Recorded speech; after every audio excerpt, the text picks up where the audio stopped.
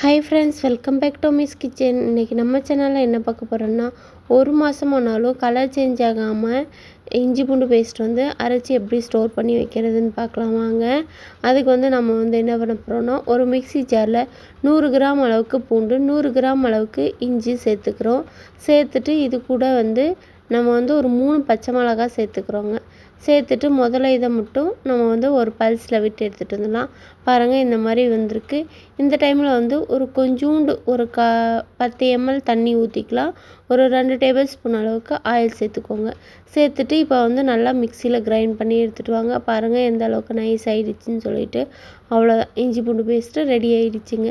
இதை நம்ம ஒரு மாதத்துக்கும் வச்சு ஸ்டோர் பண்ணிக்கலாம்.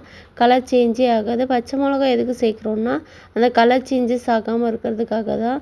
தேங்க்யூ ஃபார் வாட்சிங். இந்த மாதிரி நீங்கள் ஒரு டைம் ட்ரை பண்ணி பாருங்கள். இந்த வீடியோ பிடிச்சிருந்தால் லைக் பண்ணுங்கள், ஷேர் பண்ணுங்கள், கமெண்ட் பண்ணுங்கள்.